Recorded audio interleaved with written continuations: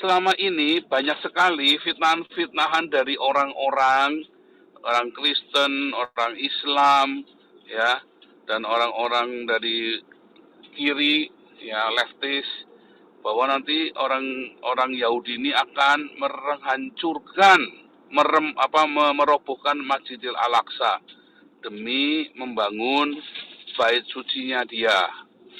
Nah, ini menjadi satu hal yang sangat lucu karena orang Yahudinya sendiri tidak sepakat di dalam pembangunan bait suci. Bahkan lebih dari separuh orang Yahudi tidak setuju dengan pembangunan bait suci. Bait suci yang asli itu adalah yang ini. Ya, ini adalah halaman dalam, ini adalah luar. Ini dalam. Itu ya. Nah, clear ya. Kita kembali. Nah, Masjid Al-Aqsa ini ada di sini, Masjid Al-Aqsa. Ada di mana? Di luarnya, halaman luar. Ya, saudara ya. Jadi Masjid Al-Aqsa itu ada di luarnya, halaman luar. Ini balik lagi, ini adalah ilustrasi ya, gambar ilustrasi supaya Anda mengerti. Hari ini ya, tempatnya bait suci ini ya, yang sekarang yang dulunya adalah bait suci ini udah nggak ada. Ini menjadi Dome of the Rock. Nah, ini bukan masjid ya saudara ya, tapi sebuah museum yang dikelola oleh orang pemerintah Yordania.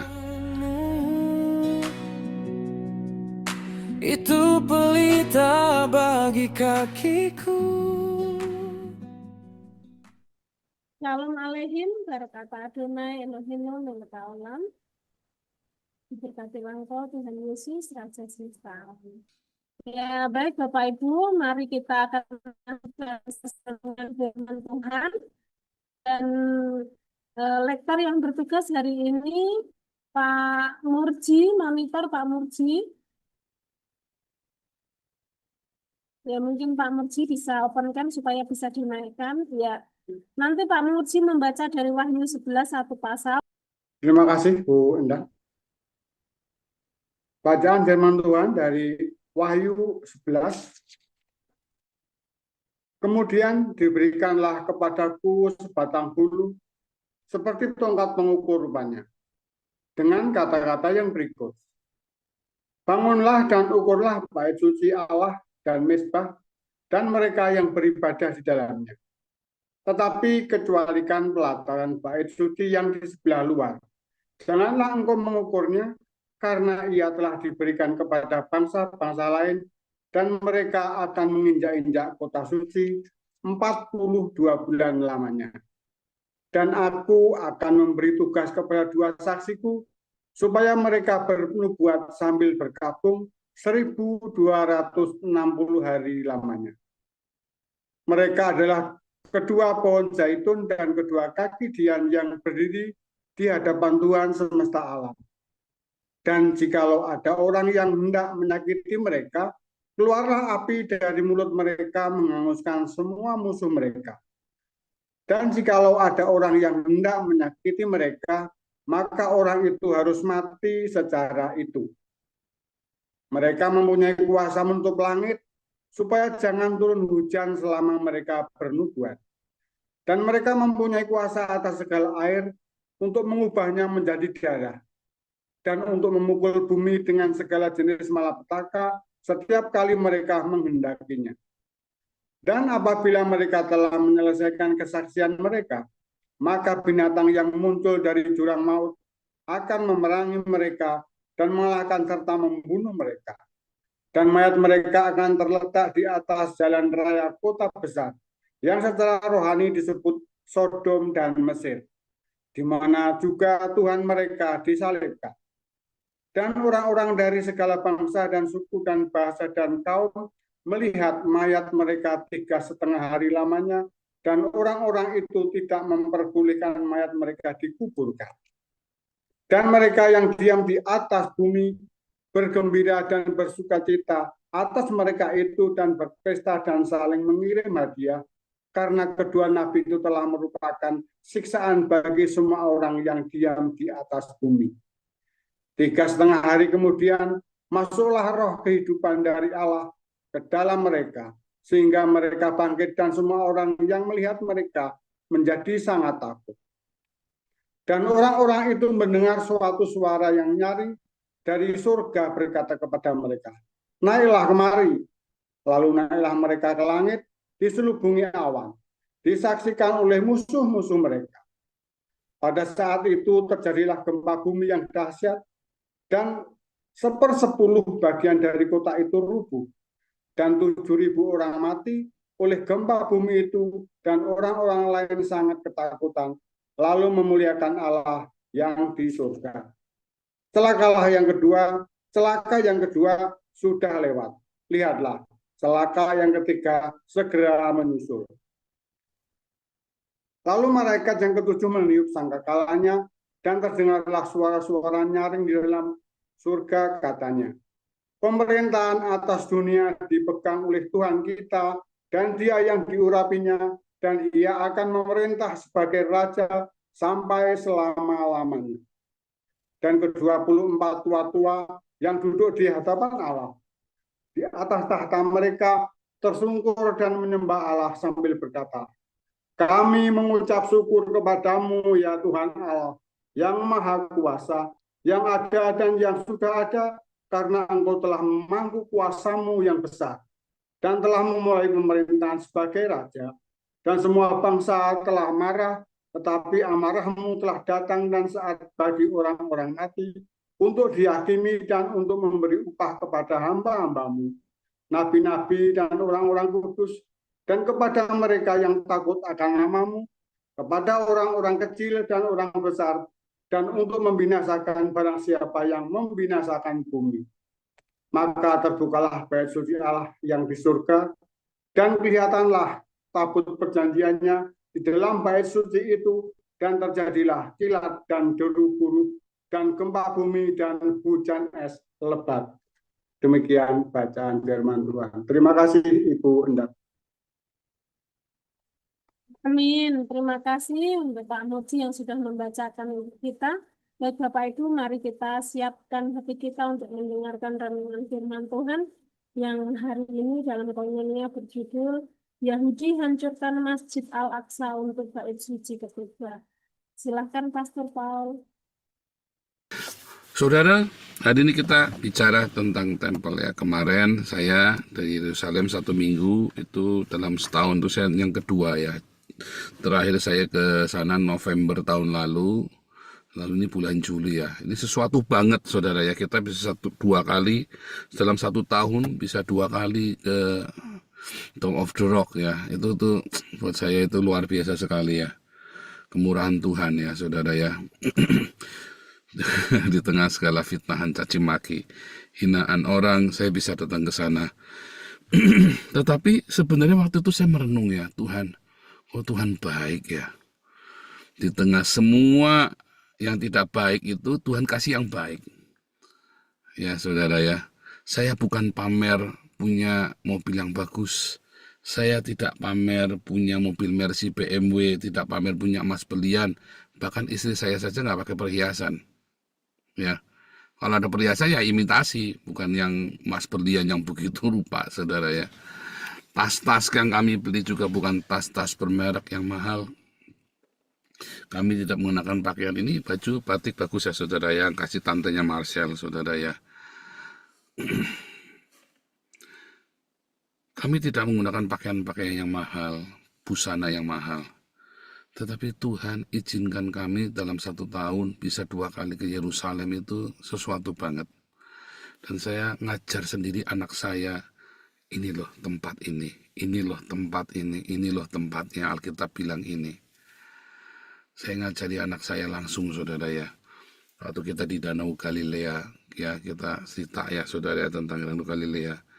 Wah keren-keren saudara ya. Ini nanti bulan Juli tahun depan kita ke sana saudara ya, bulan Juli tahun depan. Untuk tema kita di Koinonia ini ya, bagaimana kita memahami bahwa selama ini banyak sekali fitnahan-fitnahan dari orang Kristen, orang Islam ya, dan orang-orang dari kiri, ya leftis, bahwa nanti orang Yahudi ini akan menghancurkan, merobohkan Masjidil Al-Aqsa demi membangun bait sucinya dia. Nah, ini menjadi satu hal yang sangat lucu karena orang Yahudinya sendiri tidak sepakat di dalam pembangunan bait suci. Bahkan lebih dari separuh orang Yahudi tidak setuju dengan pembangunan bait suci. Mungkin hanya 30% orang Yahudi yang setuju dengan pembangunan bait suci, saudara. Ya, mungkin hanya 30% saja. Dan rata-rata orang yang setuju ini dipenuhi dengan orang-orang ultra-ortodoks dan orang-orang keturunan Lewi. Ya, atau lebih tepatnya orang-orang keturunan Harun. Atau lebih tepatnya lagi keturunan Imam Zadok atau orang-orang Saduki. Dan orang-orang Saduki ini tahun 90 sudah pernah dilabeli dengan kata sesat, ya, atau minim, ya, orang-orang sesat, minim, sekte-sekte sesat. Termasuk orang Kristen dilabeli sesat oleh orang-orang Yahudi. Karena apa, saudara? Karena gara-gara orang Saduki dan gara-gara orang Kristen, katanya orang Yahudi ini, maka bait suci itu diruntuhkan, gitu ya, saudara ya. Jadi ini menjadi satu problematik, ya, menjadi satu problematik sekarang ini. Banyak orang tidak mengerti. Kenapa? Karena mereka nggak belajar di Haifa. Mereka belajarnya dari Google, ya, alias blow on, tapi sok minter. Tapi coba kalau belajarnya sama saya, pasti mereka pinter.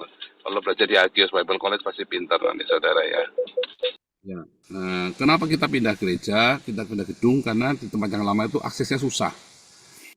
Jalan juga jauh, tetapi naik kendaraan umum juga jalannya jauh. Tapi kalau ke tempat ini kita sekali naik, ya, jadi kita bisa aksesnya lebih gampang.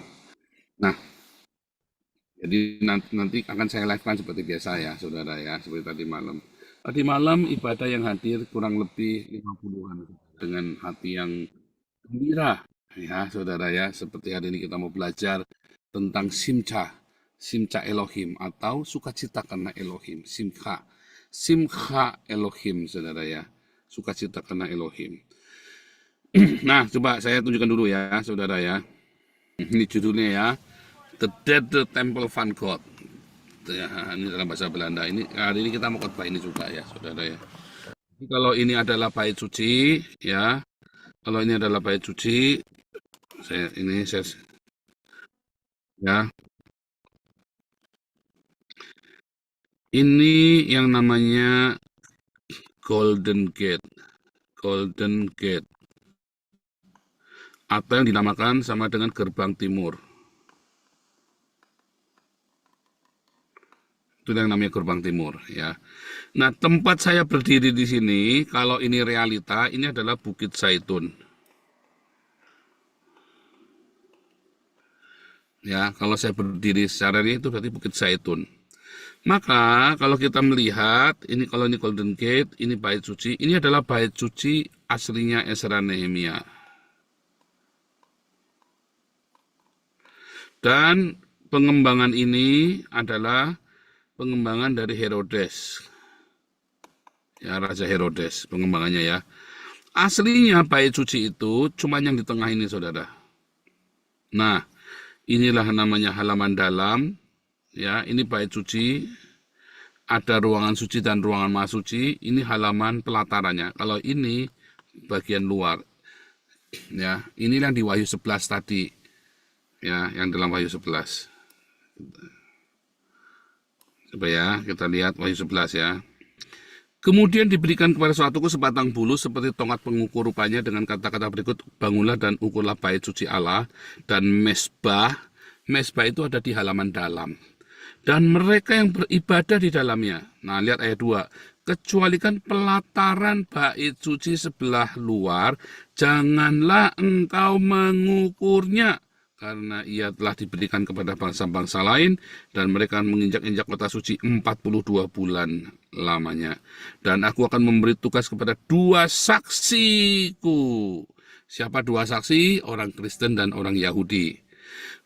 Ya, supaya mereka bernubuat sambil berkabung 1260 hari lamanya. Mereka adalah kedua pohon zaitun dan kedua kaki dian berdiri di depan Tuhan semesta alam.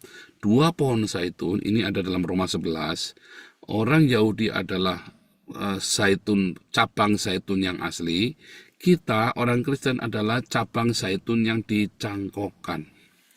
Ya, itulah sebabnya kita gambarnya ranting pohon zaitun, lambangnya Hagios Bible College, ya saudara ya. Nah, kita kembali tadi ya, ini ya. Nah, ini lihat.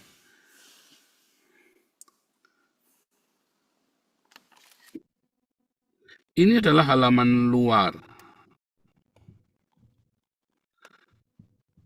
Nah, ini yang ada mesbah adalah halaman dalam. Itu ya, yang namanya mesbah halaman dalam. Yang ada mesbahnya. Maka ini adalah halaman luar yang di sana ya. Ya, ini hanya ini ya. Ini aslinya nggak di sini, tapi di dalam ya, sorry ya. Nah, ini pakai AI bikinnya. Ini nggak ada nih aslinya nih, sorry. Nanti saya perbaiki. Itu ya, jelas ya. Jadi halaman luar dan halaman dalam. Lalu kita kembali ya, ini ya. Nah ini, halaman luar, halaman dalam. Bait suci yang asli adalah yang di tengah ini, ya saudara ya. Bait suci yang asli itu adalah yang ini. Ya, ini adalah halaman dalam, ini adalah luar. Ini dalam. Itu ya. Nah, clear ya. Kita kembali. Nah, Masjid Al-Aqsa ini ada di sini, Masjid Al-Aqsa. Ada di mana? Di luarnya halaman luar. Ya, saudara ya. Jadi Masjid Al-Aqsa itu ada di luarnya halaman luar. Ini balik lagi, ini adalah ilustrasi ya, gambar ilustrasi supaya Anda mengerti. Hari ini ya, tempatnya bait suci ini ya, yang sekarang yang dulunya adalah bait suci ini udah nggak ada. Ini menjadi Dome of the Rock.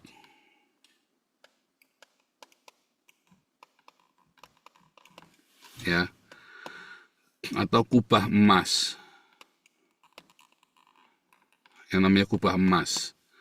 Ini Al-Aqsa. Ini bukan masjid. Dome of the Rock ini bukan masjid, saudara ya. Bentar ya. Ini ya. Ini bukan masjid.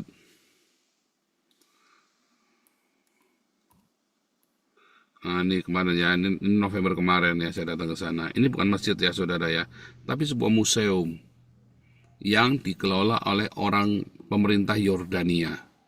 Ini juga ya, ini kan sama tadi saya dari Sipengnya. Nah, kalau Dome of the Rock-nya saya nggak tahu, saya punya fotonya nggak ya saudara ya. Ya apa, Masjid Al-Aqsa-nya kelihatannya ada ya, kelihatannya ada Masjid Al-Aqsa-nya nih. Saya foto di Masjid Al-Aqsa. Nah, ini ya, ini saya foto di Masjid Al-Aqsa-nya ya. Tuh ya, jadi jauh ya saudara ya, ada di luar. Nah, di luar halaman itu. Ya. Kalau nggak salah saya ada fotonya juga. Banyak sekali ya. Nah ini. Ya, lihat ya.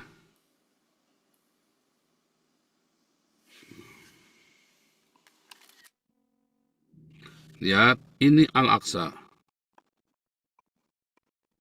Ya. Ini adalah kubah emas. Atau Dome of the Rock ya. Atau inilah di atas bait suci ini.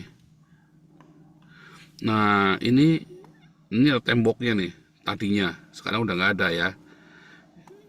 Inilah halaman luar. Ya, ini berarti di luar banget. Ya. Artinya bahkan kalau sampai ke sini pun nggak ada masalah. Tetapi inilah roknya bait suci. Jadi kalau orang Yahudi mau mendirikan bait suci ya di sini ini. Ya. Orang Yahudi akan mendirikan bait suci di situ. Kembali ke sana ya.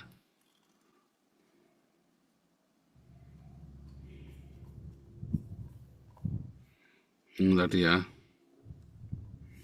Di sini, di tempat ini, yang adalah museum, bukan masjid. Nah, itu dulu. Jadi, jangan ditelan, jangan Anda percaya dengan semua hoax yang mengatakan orang Israel akan menghancurkan Al-Aqsa. Tidak penting, tidak perlu cari ribut. Tidak perlu. Mereka nggak mau. Ya, bukan nggak berani, nggak mau. Dan kapanpun mereka mau bikin bait suci, itu semua sudah ready, sudah siap. Sudah ready, saudara, kapanpun. Tapi apakah mereka akan mendirikan bait suci? Apakah mereka ingin mendirikan bait suci, saudara? Itu ya. Enggak. Buat apa? Ya. Ada orang Farisi, ada orang Saduki, saudara ya. Di zaman Yesus ada orang Farisi dan orang Saduki. Orang Farisi adalah para ahli Taurat, ya. Dan orang Saduki ini adalah para imam yang menjadi kepala bait suci. Kalau bait suci itu nanti didirikan, maka yang menjadi kepala adalah orang Saduki. Orang Farisi buang ke laut. Hari ini 2000 tahun setelah penghancuran bait suci, maka penguasanya para rabi ini adalah orang Farisi yang bukan orang Saduki. Ingat, orang Saduki sudah dianggap sesat, minim, sekte sesat. Bagaimana bisa orang yang sudah dianggap sesat ini kemudian mau diangkat lagi, saudara? Ya, saudara ya. Jadi, udah sesat ya sudah, selesai. Ya, saudara ya. Nah, sekarang, apa sih makna bait suci itu, saudara? Ini kalau di kelas-kelas sudah saya ajarkan ya, saudara, kalau di kelas-kelas. Cuman saya ajarkan lagi kepada kita semua yang ada di sini ya, supaya kita semua belajar. Ya, di dalam kabat.org itu ya, kabat.org. Kabat ini adalah salah satu organisasi besar punya orang Hasidik yang mayoritas, saudara ya. Nah, Anda bisa cek ke dalam kabat ini, judulnya ini ya, kabat.org, judulnya The Final Temple.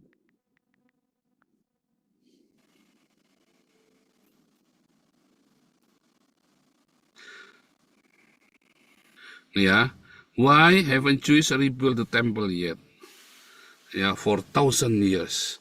Selama ribuan tahun orang Yahudi ya belum berdoa ya, telah berdoa dan benar-benar memohon ya untuk punya the Holy Temple. Now finally Israel is in Jewish hands again. Sudah Israel itu, tanah Israel itu sudah jatuh ke tangan orang Yahudi lagi. Mengapa tidak ada rabbinic leader ya yang mulai memimpin pembangunan bait suci? Sebelum kita mulai, nanti Anda baca nih ya, judulnya ya, Why Haven't the Jews Rebuilt the Temple? Ya, Anda bisa cari kabar.org. Ya, how to build even, nah ini bagus ya, even if we are not obligated, sekalipun kita tidak diwajibkan, should we build the temple anyway? Restoring God's home on earth, ya saudara. Perlu enggak, saudara? Nanti Anda cek lagi ya. Sebentar ya. The temple and will be staffed by Kohanim, descendant of Harun, ya akan dipimpin, bait suci itu akan dikuasai dia atau diatur ya oleh Kohanim, imam yang keturunan dari Harun. Through a direct line of males in order for Kohen actually work in the holy temple. Lebih tepatnya lagi, saudara, Zadok. Ya, lebih tepatnya Zadok. Lihat. So, how it's going to happen? Maimonides, Rambam, mengajarkan bahwa bait suci akan dibangun oleh Mesias. Yesus bilang apa saudara? Runtuhkan bait suci ini. Dalam 3 hari aku akan membangunnya. Lalu yang mana saudara? Yang membangun bait suci itu nanti adalah Mesias sendiri. Ya, bukan orang biasa, harus Mesias. Ya. Tapi lihat ini keren banget nih. Others or the opinion that in the Messianic era, nanti di zaman Mesianik, ketika Mesias itu datang, maka bait suci ya akan turun, yang sudah turun dari surga langsung, saudara. Turun dari surga langsung. Apa itu, saudara? Kita buka ayatnya, saudara ya. Sudah saya kasih gambarnya, keren banget. Ya, sudah saya kasih keren banget. Ini kita save dulu, ya. Kita save dulu. Supaya nanti nyarinya gampang ya, nanti ya. Sorry, ini kalau malah pakai bahasa Belanda. Kita buka Wahyu 11 ayat 19 ya, saudara ya. Sorry ya. Maka terbukalah bait suci Allah yang di sorga, dan kelihatanlah tabut perjanjiannya di dalam bait suci itu. Dan terjadilah kilat deru debu dan gempa bumi dan hujan es lebat. Jadi ada bait suci, saudara. Ada bait suci sendiri yang turun dari sorga. Ya. Ada bait suci, di dalamnya ada tabut perjanjian. Jadi tabut perjanjian sekarang gimana? Udah hilang, nggak ada. Dan nggak ada secara fisik. Tetapi tadi kalau Maimonides bilang, nanti Mesias sendiri yang akan membangun bait suci. Tapi Yesus berkata di dalam Yohanes 2, saudara, rombak bait Allah ini, dan dalam 3 hari aku akan mendirikannya kembali. Runtuhkan, bukan rombak, runtuhkan, saudara, bahasa aslinya ya. Aku akan membangunnya dalam 3 hari. Yang dimaksud adalah apa? Tubuhnya sendiri. Ya. Tubuhnya sendiri. Lalu kita buka 1 Korintus 3, saudara ya. Sesuai kasih karunia Allah dianugerahkan kepadaku, aku ahli bangunan, ya, yang cakap meletakkan dasarnya. Ya, ini adalah bangunan ya, kalau Anda cerita ini ya. Bangunan ini adalah siapa? Kita, gereja, saudara. Bukan fisik batu-batuan. Tapi Yesus akan membangun tubuhnya, tubuh Kristus bagi gereja. Waduh, sudah tahu Pak, bosen Pak. Iya, tapi Anda bosen, tapi Anda tidak mengerti. Ya. Ketika kita berkata bahwa kita adalah bait suci, orang Yahudi dan orang Kristen sepakat bahwa yang namanya bait suci itu adalah tubuh kita, saudara. Tadi dalam Kabat, kita balik lagi ya ke Kabat dulu, bentar ya. Dalam Kabat, saudara ya. Animal nafsu binatang kita adalah korban bakarannya, saudara. Kita tidak bisa menawarkan korban 3 kali sehari, tapi kita bisa berdoa 3 kali sehari. Kita tidak bisa menghadiri ibadah di bait suci 3 kali sehari, tetapi kita bisa masuk ke dalam tubuh jiwa kita, ke dalam jiwa kita 3 kali sehari. Ya, kita tidak bisa membuat korban binatang, tapi kita bisa mengorbankan inner animal, our hormone kita, hormon seksual kita ya, lust kedagingan kita, ya, hawa nafsu kita, our beastly, ya, nafsu binatang kita. Ya, kita tidak menemukan Allah di Yerusalem, tapi kita menemukan Allah di dalam kita. Keren banget, saudara ya. Aduh, saudara, kalau kamu mengerti sungguh-sungguh ini, saudara ya. Ya, kalau kamu mengerti sungguh-sungguh ini, ya, maka kamu akan mengerti, dalam bahasa Belanda, saudara ya. Hati kita adalah bait suci, saudara. Hati kita adalah tabut perjanjian. Ya. Dan Roh Allah berdiam di dalam hati kita, menuntun kita, saudara. Entah kita mengiri atau ke kanan, ke kiri atau ke kanan, melalui jalan kebenaran sampai kita masuk ke tanah perjanjian seperti yang dilakukan oleh Roh Kudus, ya, oleh kehadiran Allah tiang api itu menuntun umat Israel sampai ke tanah perjanjian. Tetapi hati kita itu harus benar-benar menjadi tabut perjanjian. Pertanyaannya, apakah hati Anda, hati saya sudah menjadi tabut perjanjian? Lawang isinya iri dengki, saudara, isinya cabul, isinya titit tuit kelentit, bagaimana bisa? Nggak bisa, jangan ngarang. Jangan ngarang. Nggak bisa, ya saudara ya. Nggak ada titit tuit kelentit kok isinya. Jadi jangan ngarang, nggak bisa. Ya saudara ya. Kalau hatimu masih dipenuhi dengan keserakahan, hatimu dipenuhi dengan uang, ya, ributnya donasi terus, kamu tidak transparan dalam keuangan, kamu tidak ada pertanggungjawaban dalam keuangan, kamu tidak bertanggung jawab dengan tititmu, dengan kelentitmu, kamu tidak bisa.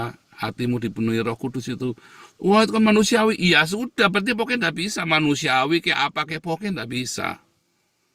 Hanya orang-orang yang hatinya murni, maka Roh Kudus akan bersemayam dalam hidupnya. Ya, saudara ya. Karena hati kita adalah tabut perjanjian. Ada perjanjian kekal di dalam hati kita. Kalau nggak bisa.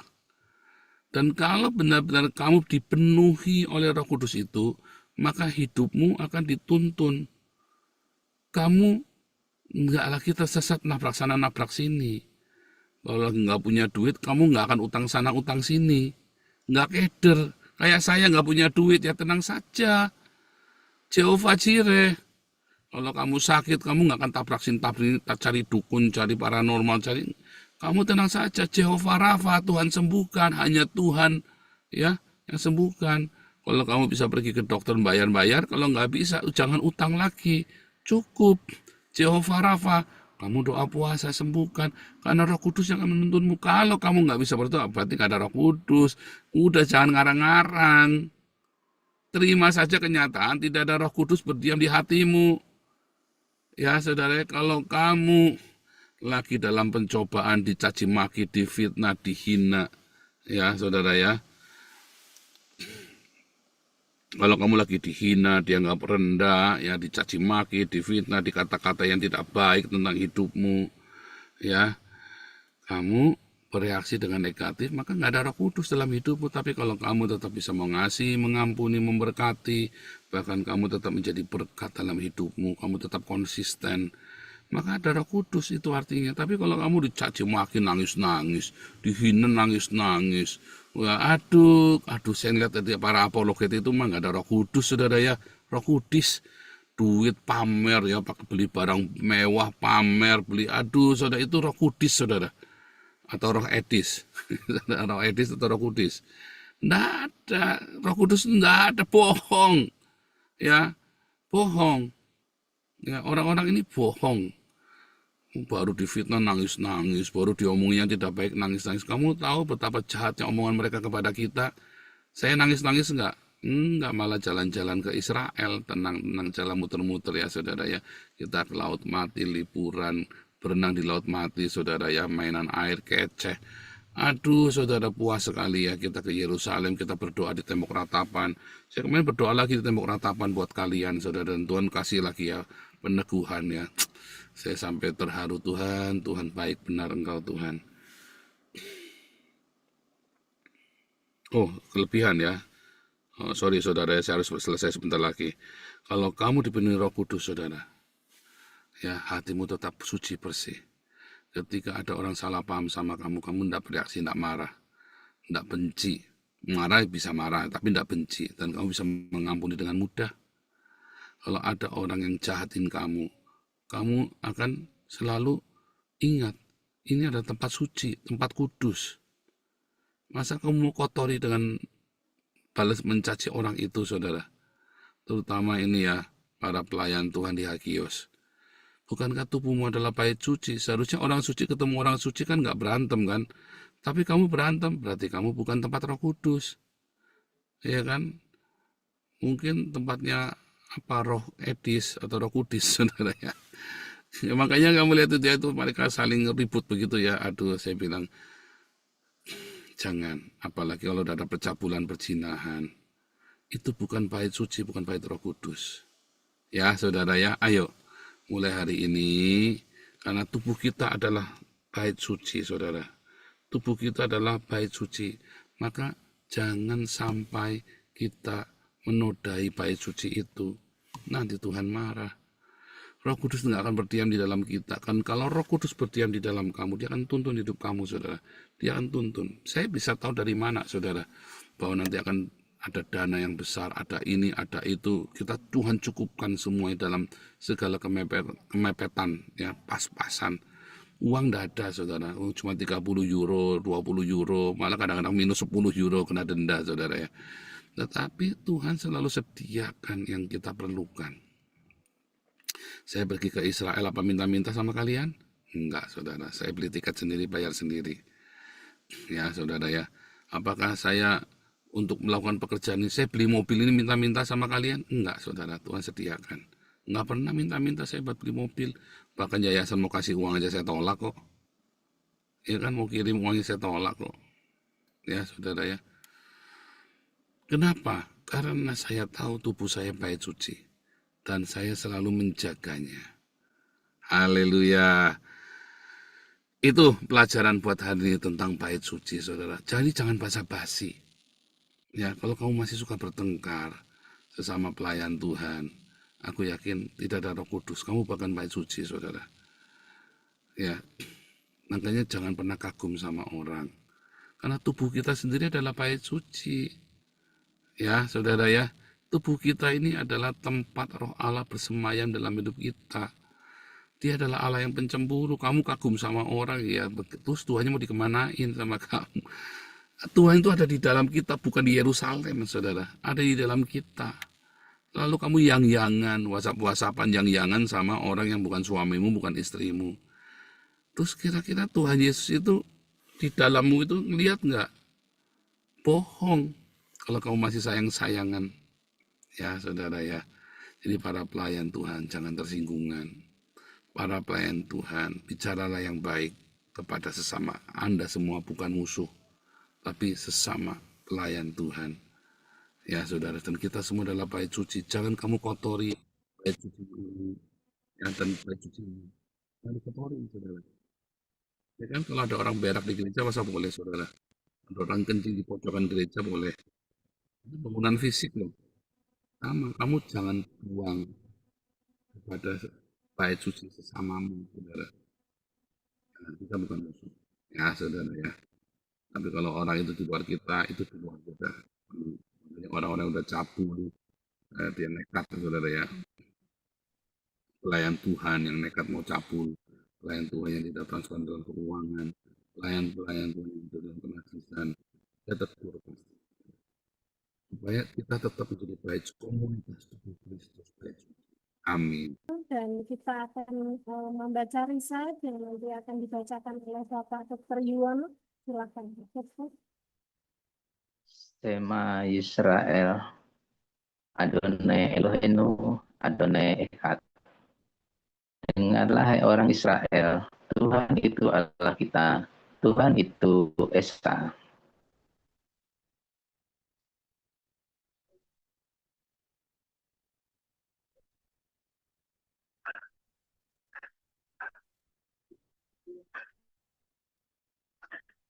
Reahata et Adonai Eloheka, Bekol Lepata, Ubekol Napseka,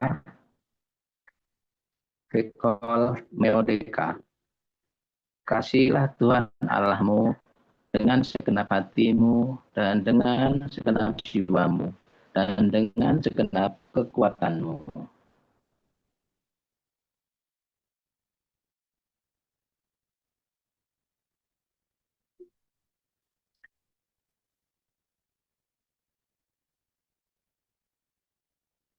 Reahata lereaka kamoka. Kasihlah sesamamu manusia seperti dirimu sendiri. Demikian saya itu endang. Amin. Terima kasih Pak Dr. Yuwono. Baik Bapak Ibu, mari kita terima berkat dari Tuhan Yesus. Silahkan Pak HW.